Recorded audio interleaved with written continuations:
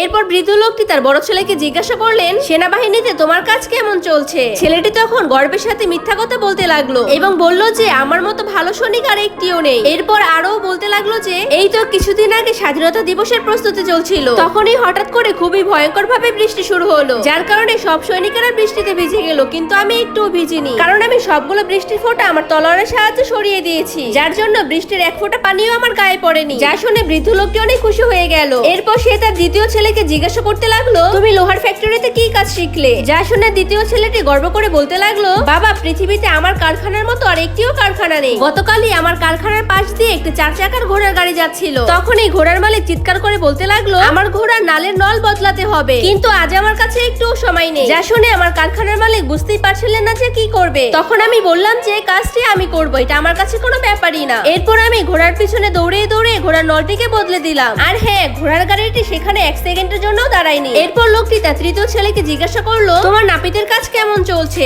আরে বাবা, কি যে বলো, আমার কাছে এগুলো কোনো ব্যাপারই না। কালকে তো আমি সরাসরি ডোনাল্ড ট্রাম্পের উপরে নিচে সব চুলি কেটে দিয়েছি। এরপর দৌড়াতে থাকা একটি খরগোশের সবগুলো চুলি আমি কেটে দিয়েছি। এরপর ছেলেদের কথা শুনে বাবা খুশি হয়ে বলল, তোমরা সবাই উপার্জন করতে সক্ষম হয়েছো, তাহলে আমি কেন তোমাদেরকে আমার সম্পদ দেব? এখন আমি আমার সম্পদের টাকাগুলোকে দিয়ে আমার সবগুলো পাপকে শেষ করে ফেলবো। এরপর তিনি তখনই চার্চের পাদ্রীকে ডেকে আনলেন। এরপর বৃদ্ধ লোকটি তার সবগুলো সম্পদকে পাদ্রীর হাতে তুলে দিলেন, যাতে সবগুলো গরিব মানুষদেরকে দিয়ে সাহায্য করতে পারে। যা শুনে মিথ্যা বলার জন্য তার 3 ছেলেই বোকা হয়ে গেল।